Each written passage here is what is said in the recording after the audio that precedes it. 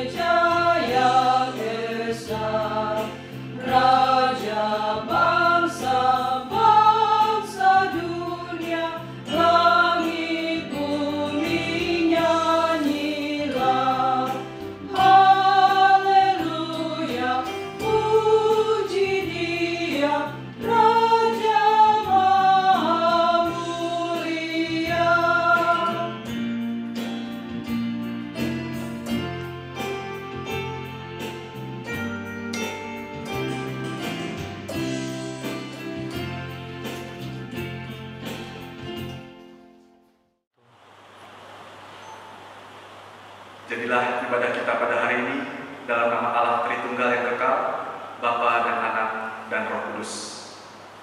Salam sejahtera dan kasih karunia daripada Tuhan kita Yesus Kristus menyertai saudara sekalian. Puji nama Tuhan yang sudah mengundang kita untuk beribadah bersama-sama secara online hari ini. Tema hari ini ialah bertumbuh dalam persekutuan, bersaksi dan melayani untuk kerajaan Allah dengan subtema persekutuan orang-orang kudus.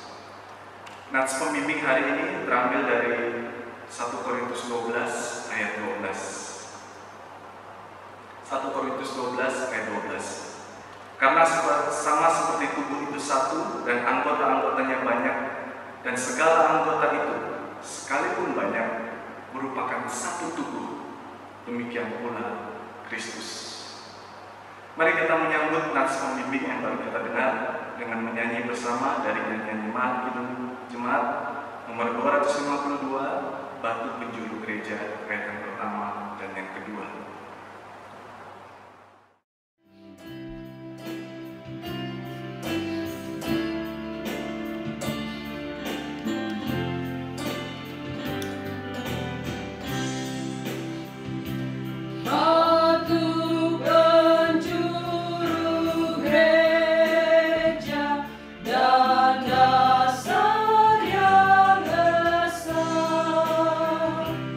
Yaitu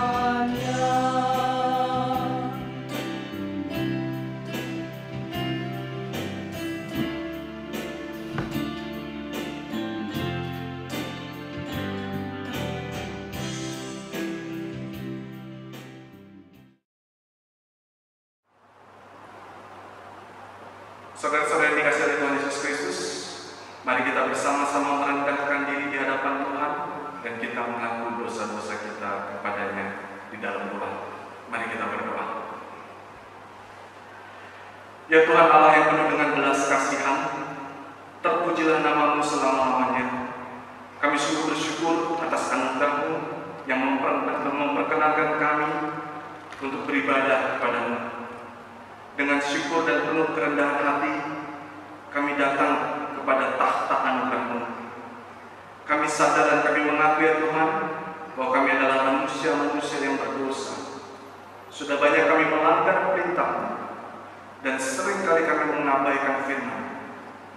Bahkan ya Tuhan, dalam 1 minggu berselang ini saja, sudah banyak kami berdosa terhadap Engkau, baik dalam tindakan kami maupun di dalam sikap dan pemikiran kami.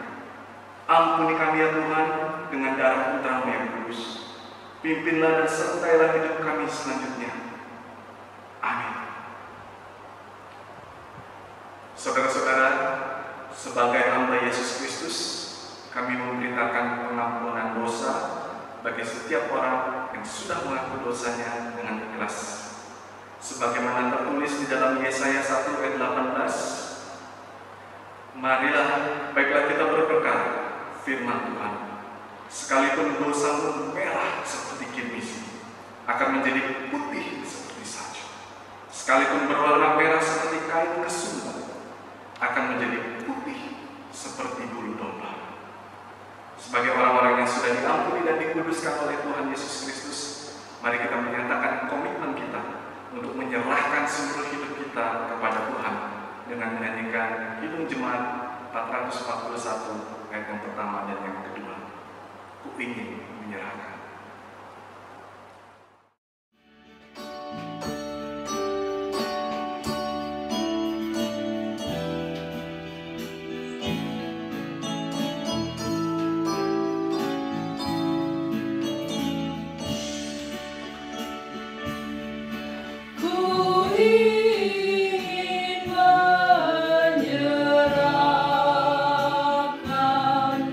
Seluruh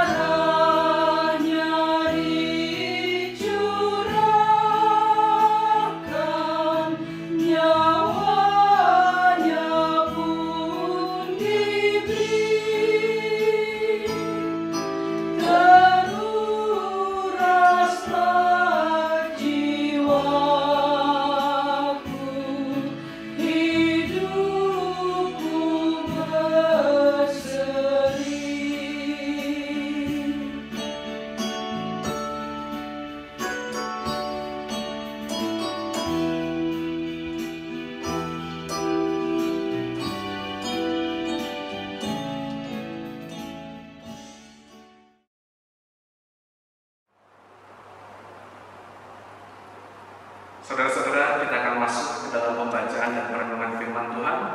Mari kita berdoa, kita mohon penerangan dari Allah Roh Kudus.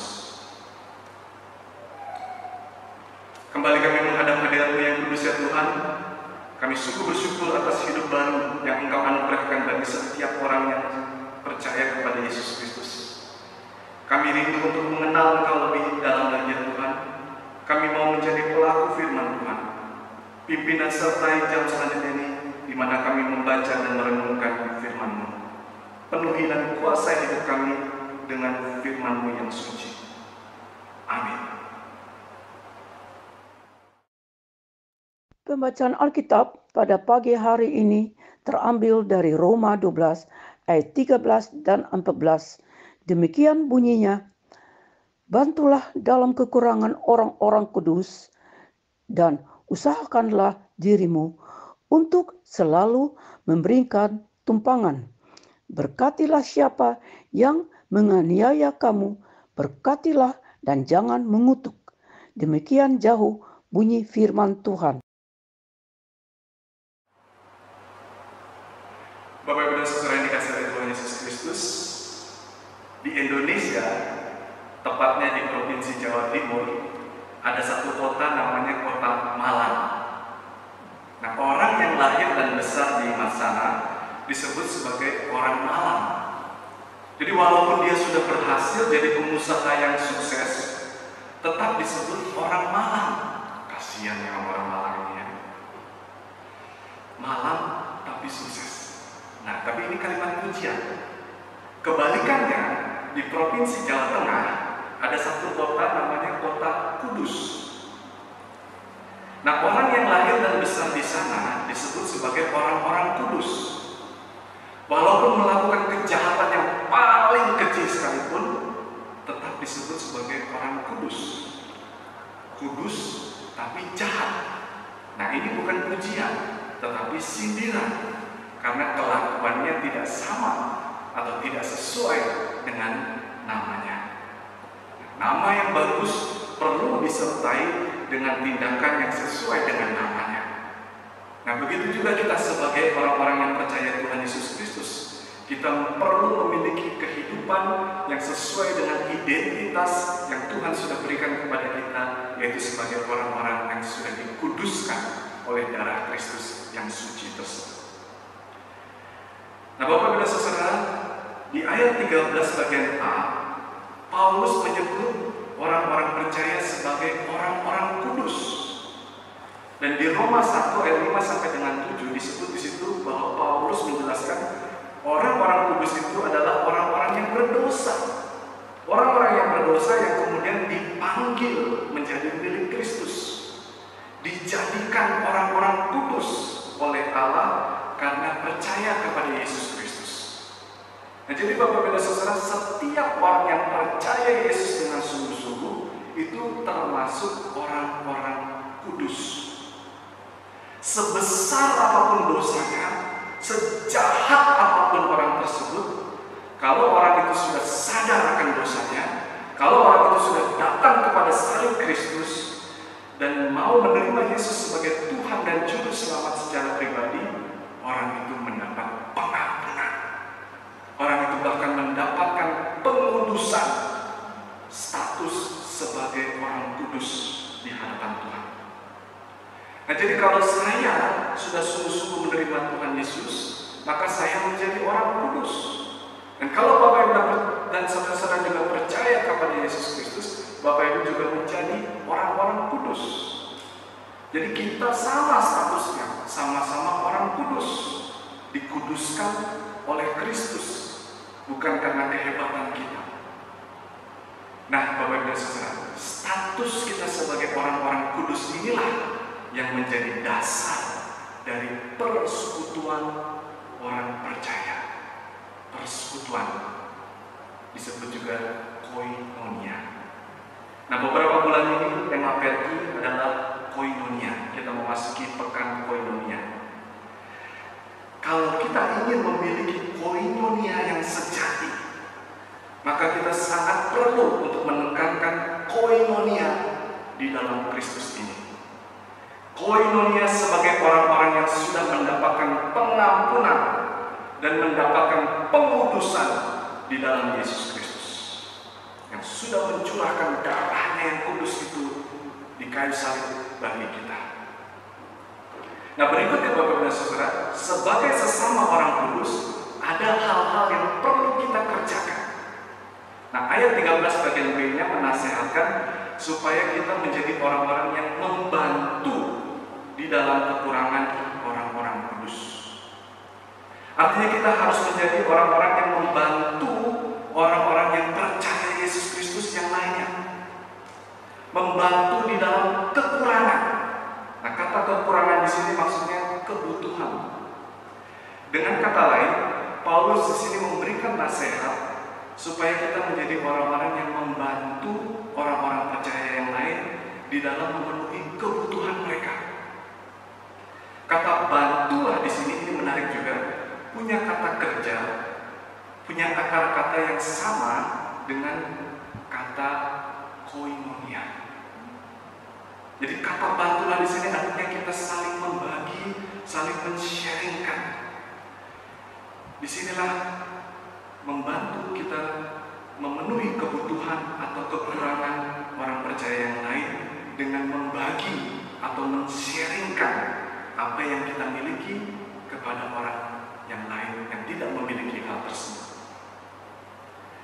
Nah, di poin pertama renungan kita hari ini, kita sudah melihat bahwa dasar koinonia itu adalah kesamaan identitas kita sebagai orang-orang kudus di hadapan Tuhan. Nah, di poin yang kedua ini, kita melihat wujud koinonia yang sejati.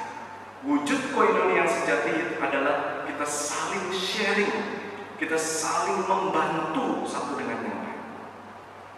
Saudara-saudara, saat ini kita sedang mengalami pandemi yang mengakibatkan bukan hanya masalah kesehatan, tetapi juga ada yang bilang yang jauh lebih parah adalah masalah ekonomi. Bahkan ada yang menganalisa krisis ekonomi yang terjadi karena pandemi virus corona ini merupakan satu krisis ekonomi yang belum pernah terjadi selama 100 tahun ini. Nah, akibat dari krisis ekonomi ini, banyak orang yang mengalami kesulitan besar. Di Belanda ini saja ada orang-orang yang penghasilannya menurun cukup besar. Apalagi di Indonesia. Bukan hanya penghasilannya menurun, tetapi bahkan kehilangan keseluruhan penghasilannya. Nah, selain orang per orang, banyak gereja juga yang mengalami kesulitan keuangan. Nah, tetapi uniknya, di tengah-tengah kesulitan yang ada ini, biasanya Tuhan akan atur sedemikian rupa sehingga ada orang-orang yang tertentu dan juga ada gereja-gereja tertentu yang kesulitannya tidak sebesar yang lainnya. Ada yang bisa pulih dengan lebih cepat daripada yang lain. Bahkan ada yang mendapatkan berkat khusus, blessing in disguise. Nah, Bapak Ibu dan Saudara, Bapak Ibu termasuk kategori yang mana?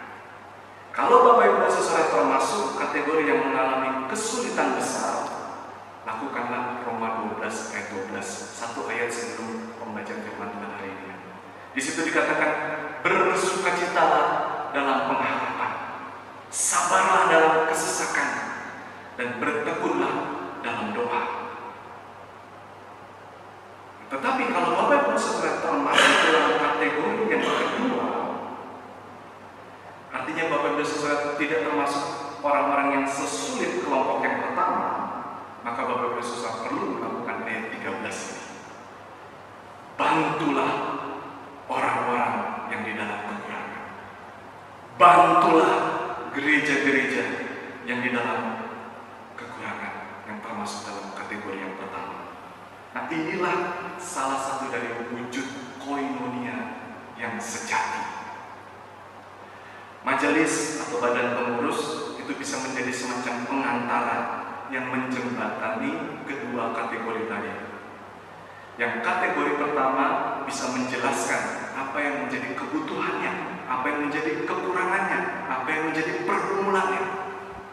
Lalu yang kategori kedua bisa menawarkan apa yang bisa menjadi kontribusi kontribusinya di dalam membantu orang-orang atau gereja-gereja yang berada di dalam kategori yang pertama tadi. Nah, berikutnya ayat 13 diakhiri dengan satu nasihat, usahakanlah dirimu untuk selalu memberikan tumpangan. Ini adalah salah satu contoh membantu orang-orang kudus yang di dalam kekurangan. Pada zaman kitab ini ditulis, belum ada hotel seperti di zaman sekarang. Penginapan umum memang ada, tetapi hanya sedikit dan kondisinya sangat tidak layak untuk digunakan. Nah, jadi biasanya orang yang dalam perjalanan akan menumpang atau menginap di rumah penduduk-penduduk kota yang mereka lewati. Nah, supaya tidak merepotkan pemilik rumah, yang menumpang itu biasanya juga membawa sendiri makanan dan minuman untuk diri dan rombongannya. Nah, bagi pemilik rumah, memberikan tumpangan kepada orang yang seperti ini tentu bukan hal yang sulit. Sehingga orang-orang itu tidak sulit untuk mencari tempat yang bersedia memberikan tumpangan, karena mereka juga sudah membawa makanannya sendiri. Tetapi yang menjadi masalah adalah kalau yang menumpang itu adalah orang yang berkekurangan, orang yang tidak membawa makanannya sendiri. Ini akan menjadi sesuatu yang sangat membebani pemilik rumah. Sehingga kalau dia tahu orang ini tidak punya makanan atau harta yang cukup, maka biasanya dia akan menolak untuk memberikan tumpangan. Apalagi pada masa orang-orang Kristen dianiaya pada saat penulisan kitab Roma ini, sulit bagi orang Kristen untuk mencari tumpangan, karena mereka adalah orang-orang yang dianiaya, mereka tidak memiliki harta yang cukup, mereka tidak bisa membawa bekal ketika mereka pergi. Nah, itu sebabnya Paulus menasihatkan di sini agar orang-orang percaya itu mau memberikan tumpangan kepada orang Kristen yang lain. Karena ini akan sangat membantu orang-orang Kristen yang di dalam kekurangan tersebut. Nah, saya lihat orang-orang Kristen Indonesia ini biasanya bisa melaksanakan nasihat Paulus ini dengan sangat baik. Karena orang-orang Indonesia memang terkenal akan keramahannya memberikan tumpangan. Bahkan saking ramahnya mungkin yang perlu ditekankan dalam pembahasan firman Tuhan hari ini adalah diingatkan agar berhati-hati, agar bijaksana di dalam memberikan tumpangan. Karena zaman sekarang ada juga orang-orang yang dengan sengaja menyalahgunakan kebaikan orang-orang Kristen. Ada keluarga, saya pernah dengar cerita, yang menampung seseorang yang mengaku dirinya Kristen, tidak punya rumah, tidak punya pekerjaan, tidak punya uang. Tapi orang itu tinggal bukan cuma sehari atau seminggu, tapi terus tinggal di situ, tanpa bekerja dan tanpa membantu tuan rumah sama sekali. Dan suatu hari ketika pemilik rumah meninggalkan rumah itu, orang yang menumpang ini kemudian dia mengambil harta sang pemilik rumah. Lalu kemudian dia mencari orang Kristen lain yang bisa memberikan tumpangan kepada dia. Nah, Bapak dan Saudara, ini namanya penipuan, ini namanya tindakan kejahatan. Sehingga kita perlu juga berhati-hati agar tidak terkena kasus seperti ini. Ingat, ayat ini berkata, yang harus kita berikan tumpangan, yang harus kita bantu adalah orang-orang kudus yang di dalam kekurangan. Jadi bukan para penipu tersebut. Dan bahkan mungkin juga perlu ditambahkan, di dalam memberikan tumpangan perlu juga memperhatikan jenis kelamin dari orang yang menumpang dan orang yang ditumpangi juga. Kalau yang menumpang itu laki-laki dan yang sering tinggal di rumah itu adalah perempuan, lebih baik jangan memberikan tumpangan. Ini bahaya. Bisa ada kejadian seperti Yusuf dan Potifar, dan bisa mengundang gosip. Sebagai orang-orang kudus di dalam Kristus Yesus, kita perlu menjaga diri dari hal-hal seperti ini. Terakhir, ayat 14 menasihatkan kita untuk memberkati orang-orang yang menganiaya kita. Yang menganiaya kamu, ini dalam terjemahan bahasa Indonesia sehari-hari diterjemahkan dengan orang-orang yang kejam terhadap kamu. Nah, jadi sebagai orang Kristen, kalau ada orang yang bukan Kristen yang berlaku kejam terhadap kita, walaupun kita mungkin masih bisa memahami peristiwa yang menimpa diri kita. Karena kita pikir, ya maklumlah, dia kan orang bukan percaya, makanya dia kejam sama saya, makanya dia jahat sama saya. Tapi yang menjadi sulitnya adalah ketika yang berlaku kejam, ketika yang berlaku jahat kepada kita, itu justru adalah orang Kristen. Waduh, ini kesedihannya, kekecewaannya itu lipat kali ganda. Kita akan berpikir, kok orang Kristen seperti itu ya? Nah, tetapi Bapak Ibu Saudara, inilah kenyataan kehidupan di dalam persekutuan gereja. Di tempat pelayanan saya dulu, ada seorang bapak yang istrinya selingkuh dengan rekan pelayanannya sendiri. Sama-sama satu gereja, sama-sama aktif pelayanan, sama-sama sering bertemu.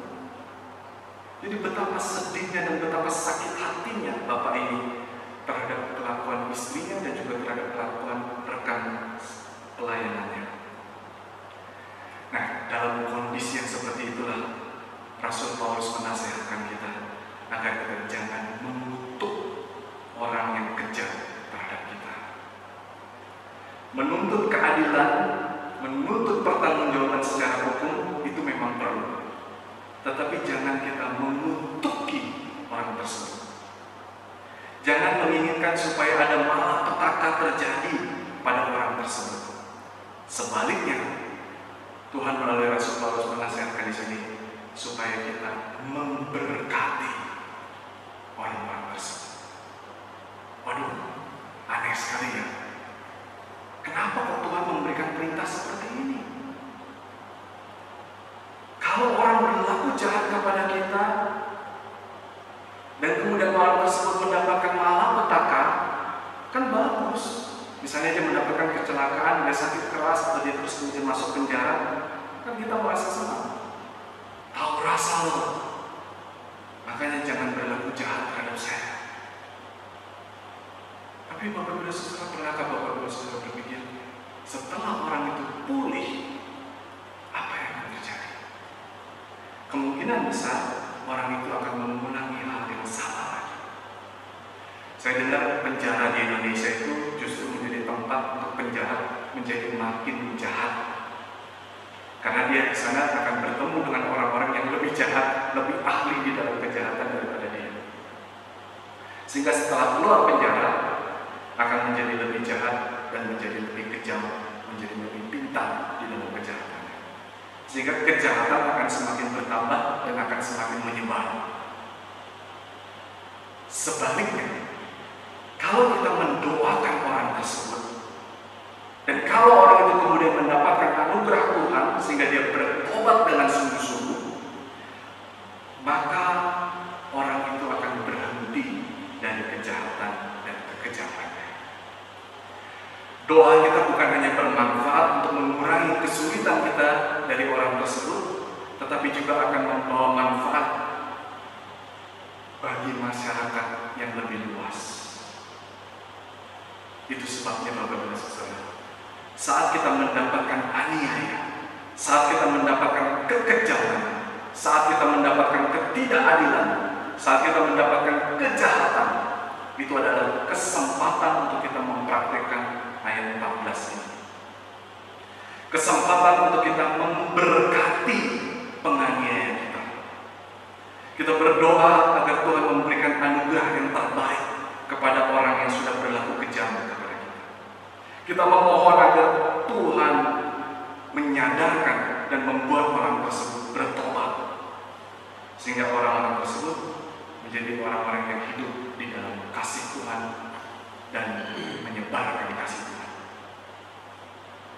Saudara-saudara, inilah juga yang dilakukan oleh Tuhan Yesus Kristus. Walaupun Yesus Kristus tidak punya kesalahan, walaupun dia tidak punya dosa, tetapi dia dianiaya. Dia diperlakukan begitu kejam dan begitu tidak adil oleh para pemimpin agama, oleh penguasa politik, oleh tentara, dan oleh orang banyak. Sebagian besar murid-muridnya juga lari meninggalkan dia. Bahkan ada yang menyangkal Yesus sampai 3 kali. mendapat berbagai perlakuan seperti itu, Tuhan Yesus tidak mengucapkan satu pun kalimat kutukan. Tapi yang Yesus ucapkan justru kalimat doa. Di atas kayu salib Tuhan Yesus justru berkata, "Ya Bapa, ampunilah mereka, sebab mereka tidak tahu apa yang mereka perbuat." Seandainya Bapak Ibu Saudara, seandainya Yesus mengeluarkan kalimat kutukan, misalnya Yesus berkata, "Binasalah kalian semua," tentu semuanya akan binasa saat itu juga. Tetapi dengan doanya yang seperti tadi, mereka tidak binasa seketika. Justru melalui doa Tuhan Yesus ini, banyak di antara mereka yang kemudian mendapatkan berkat Tuhan. Salah satunya adalah penjahat yang ada di sampingnya, di sisinya Tuhan Yesus. Dia bertobat. 11 muridnya kembali lagi berkumpul dan kemudian menjadi para rasul yang memberitakan Injil ke berbagai tempat. Bahkan Bapak Ibu Saudara, pada hari Pentakosta ada 3.000 orang yang bertobat. Itu pun juga bisa dibilang sebagai hasil dari doa Tuhan Yesus di atas kayu salib ini. Kiranya melalui renungan hari ini, Tuhan menolong setiap kita di pekan Koinonia ini untuk membantu orang-orang kudus, untuk memberikan tumpangan dan untuk memberkati orang-orang di sekitar kita. Amin.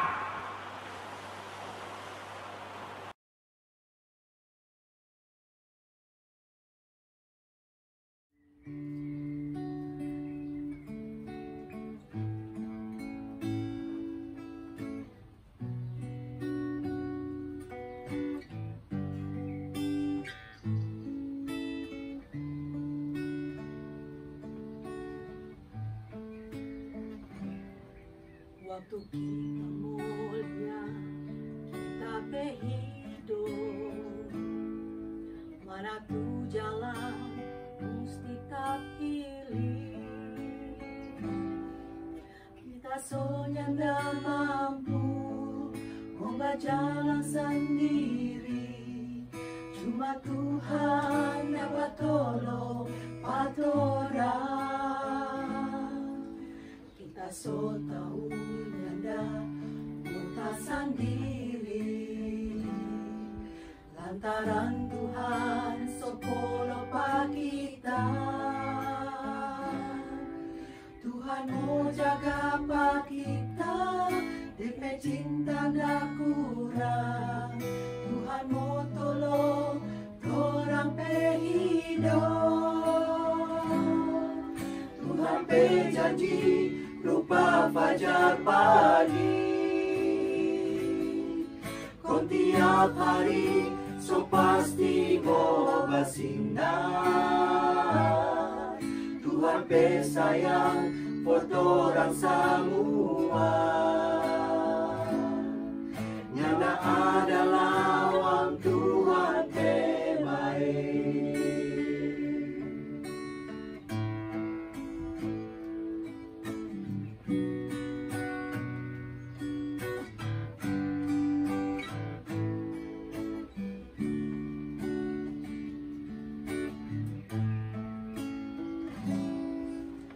Kita mulia, kita hidup, mana tuh jalan mesti kita pilih. Kita soalnya tidak mampu mau berjalan sendiri, cuma Tuhan dapat tolong orang. Tuhan berjanji rupa fajar pagi, kau tiap hari so pasti mau bersinar. Tuhan pe sayang buat orang semua,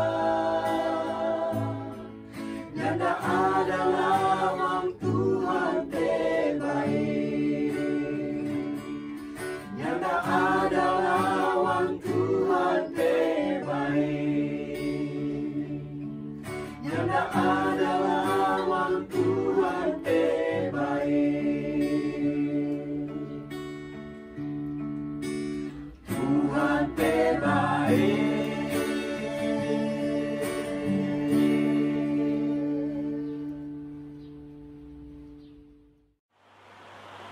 Bapak Ibu Saudara, bersama-sama dengan orang percaya di segala abad dan tempat, mari kita bangkit berdiri, kita mengikrarkan pengakuan iman kita menurut pengakuan iman Rasul. Aku percaya kepada Allah, Bapa yang Maha Kuasa, Khalik langit dan bumi, dan kepada Yesus Kristus, Anaknya yang tunggal, Tuhan kita, yang dikandung daripada Roh Kudus, lahir dari anak darah Maria, yang menderita di bawah pemerintah Pontius Pilatus, disalibkan, mati dan dikuburkan, turun ke dalam kerajaan Allah. Pada hari yang ketiga, bangkit pula dari antara mati, naik ke surga, duduk di sebelah kanan Bapa yang Maha Kuasa, dan akan datang dari sana untuk menghakimi orang yang hidup dan mati. Aku percaya kepada Roh Kudus, gereja yang kudus dan damai, persekutuan orang kudus, pengampunan dosa, kebangkitan dari dan hidup kekal. Amin. Silakan duduk. Akan ada pujian, persembahan pujian bagi kemuliaan nama Tuhan. Bapak dan saudara, mari kita bersatu hati, kita masuk ke dalam doa syafaat. Tuhan Allah Bapa yang berada dalam kerajaan surga, kami sungguh bersyukur kami boleh memiliki Allah yang berkenan untuk menguduskan kami dan menghimpunkan kami di dalam persekutuan orang-orang kudus. Kami sekali lagi bersyukur atas firman Tuhan yang Tuhan sudah anugerahkan bagi kami pada hari ini. Tolong kami Tuhan agar setiap kami sungguh-sungguh menjadi orang-orang yang saling membantu, saling memberikan tumpangan, dan saling memberkati, bahkan juga terhadap orang-orang yang berbuat jahat kepada kami. Biarlah kami Tuhan, dengan segala keterbatasan kami oleh karena masa pandemi ini, tapi kami juga boleh sungguh-sungguh mewujudkan di dalam pekan koinonia ini, koinonia yang sejati di dalam Kristus Yesus. Kami juga saat ini Tuhan mau mendoakan untuk saudara-saudara kami yang mungkin sedang dalam kondisi sakit. Kami juga bersatu hati untuk memohonkan kesembuhan daripada Tuhan. Kami memohonkan anugerah Tuhan juga, sehingga setiap usaha medis yang ditempuh itu boleh juga membawa pemulihan yang diperlukan bagi saudara-saudara kami. Kami mendoakan juga Tuhan kalau ada di antara saudara-saudara kami yang sedang di dalam pergumulan, sedang dalam kesulitan, termasuk juga dalam kesulitan ekonomi, kiranya Tuhan yang memberikan jalan keluar yang terbaik bagi saudara-saudara kami. Bahkan kiranya Tuhan, sebagaimana renungan hari ini, Tuhan memakai kami juga untuk bisa menolong saudara-saudara kami, sesama orang percaya yang sedang di dalam kekurangan tersebut. Kami mendoakan juga Tuhan untuk orang-orang yang sedang boleh Tuhan tambahkan usianya, kiranya Tuhan juga boleh menambahkan rasa syukur dan komitmen untuk mempergunakan usia yang Tuhan tambahkan tersebut untuk semakin menyerahkan diri kepada Tuhan dan semakin taat di dalam mengikut dan melayani Tuhan. Bapa di dalam surga, kami juga berdoa untuk Pergi di Nederland ini Tuhan, baik yang ada di Almere, di Amsterdam Zuidoost, di Arnhem, di Den Haag, di Voorburg, dan di Zwolle. Kiranya kasih karunia Tuhan selalu menolong kami semua. Tuhan selalu menolong sebagai persekutuan orang-orang kudus sesuai dengan firman Tuhan hari ini. Kami mendoakan juga Tuhan untuk Ibu Pendeta Ida Patinama, kiranya Tuhan terus memberikan pimpinan di dalam setiap pelayanan beliau. Begitu juga untuk Bapak Norman Naipasa beserta seluruh badan pengurus pusat maupun juga pengurus tempat. Kiranya Tuhan mencurahkan hikmat, Tuhan mencurahkan kepekaan di dalam mengelola Pergi Nederland ini Tuhan. Dan kiranya Tuhan menolong setiap pengurus juga untuk menjadi teladan iman dan juga teladan di dalam kekudusan bagi setiap anggota Pergi. Kami berdoa juga Tuhan bagi negara Belanda. Kami bersyukur untuk berbagai kemajuan yang sudah boleh terjadi berkaitan dengan penanggulangan pandemi virus corona ini Tuhan. Kiranya Tuhan juga menolong juga di dalam proses selanjutnya, di dalam pembentukan kehidupan new normal untuk mewujudkan juga pemulihan, baik dalam pemulihan kesehatan maupun juga pemulihan dalam bidang ekonomi di negara Belanda ini Tuhan. Kami mendoakan juga Tuhan untuk berbagai usaha-usaha untuk mencegah terjadinya kemunculan kembali atau gelombang kedua dari pandemi ini, Tuhan. Kami mendoakan untuk bangsa Indonesia, kiranya Tuhan juga menolong supaya bangsa Indonesia pun juga bisa menanggulangi penyebaran virus corona yang masih sangat masif ini, Tuhan. Kiranya Tuhan menolong juga, ada begitu banyak orang-orang yang terpuruk di dalam bidang ekonomi di Indonesia. Tuhan menolong juga, baik pribadi lepas pribadi, keluarga kami, ataupun juga orang-orang yang kami kenal, maupun juga gereja-gereja yang ada di Indonesia. Kami mendoakan juga Tuhan, masih ada banyak negara-negara di dunia ini yang juga sedang bergumul menghadapi wabah virus corona ini. Kiranya Tuhan, bangsa-bangsa di dunia ini boleh bekerja sama untuk menghasilkan sinergi di dalam menghadapi kesulitan pandemi global ini. Ini doa kami Tuhan, kami juga mau menaikkan doa yang Tuhan ajarkan. Bapa kami yang di surga, dikuduskanlah namamu, datanglah kerajaan-Mu, jadilah kehendak-Mu di bumi seperti di surga. Berikanlah kami pada hari ini makanan kami yang secukupnya, dan ampunilah kami akan kesalahan kami, seperti kami juga mengampuni orang yang bersalah kepada kami. Dan janganlah membawa kami ke dalam pencobaan, tetapi lepaskanlah kami daripada yang jahat. Karena Engkaulah yang punya kerajaan dan kuasa dan kemuliaan sampai selama-lamanya. Amin.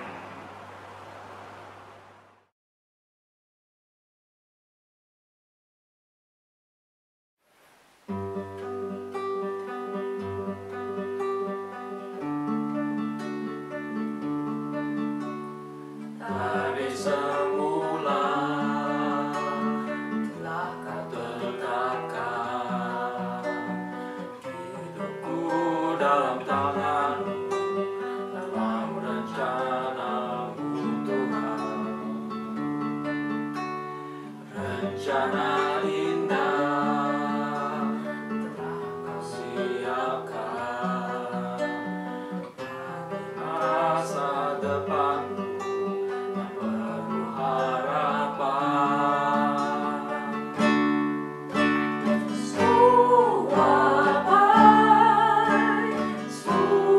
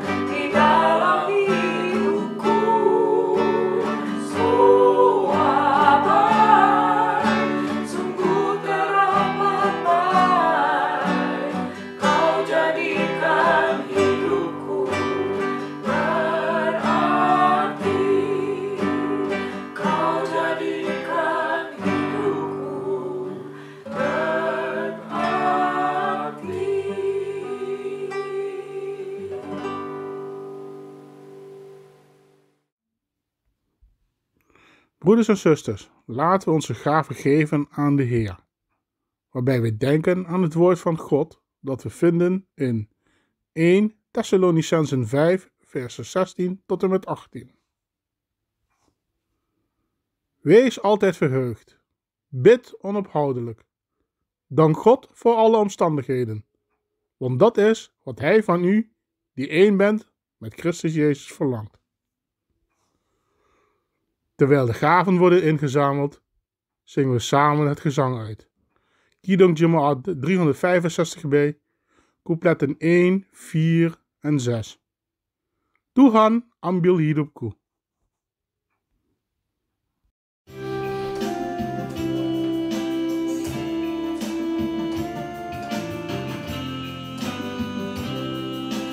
Tuhan ambil hidupku dan kuduskan bagimu, pun waktuku pakailah memujimu selamanya, memujimu selamanya.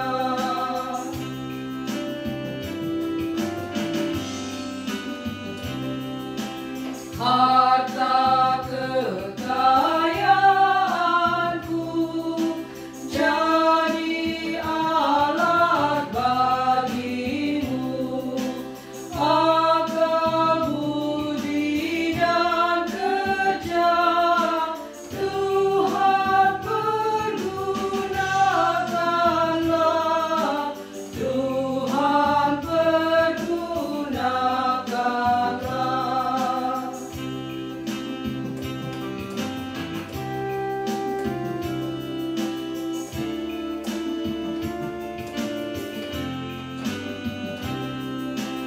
Limpah ruang kasih-Ku, Ku serahkan padamu, diriku seutuhnya,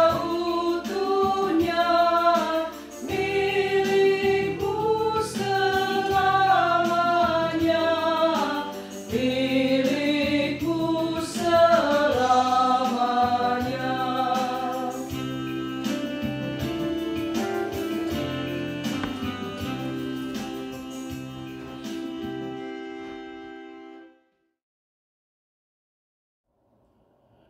O Heer onze God, U bent de bron van alles wat goed en mooi is in ons leven.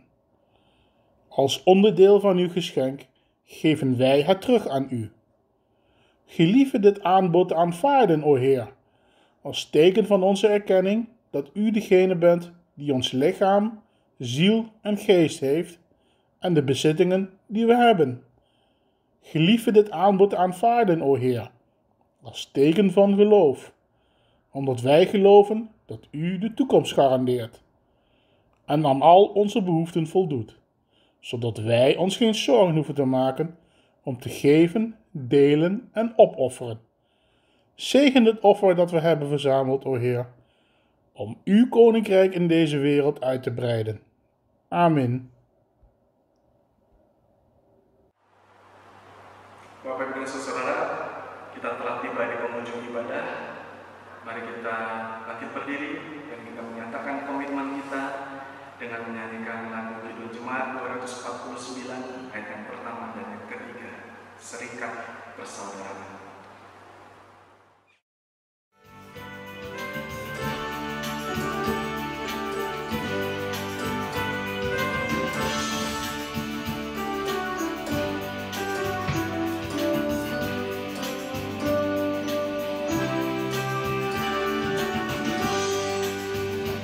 Serikat persaudaraan, berdirilah teguh, sempurnakan persatuan di dalam Tuhanmu, bersama-sama majulah dikuatkan iman.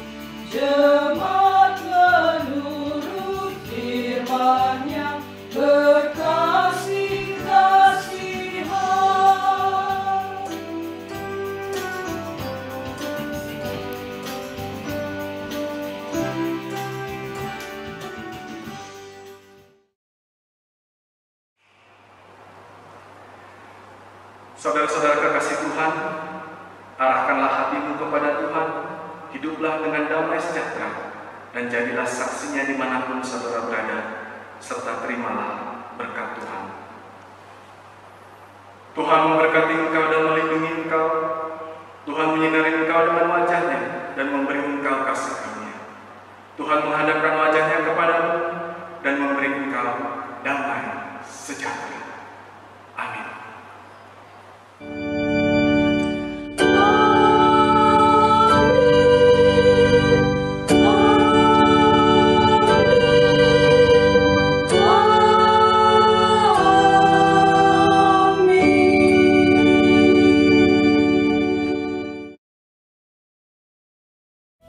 In Christ alone, who took on flesh, fullness of God in helpless babe, this gift of love and righteousness, scorned by the ones he came to save, till on that cross as Jesus died, the wrath of God was satisfied. For every sin on him was laid, here in the death of Christ I live.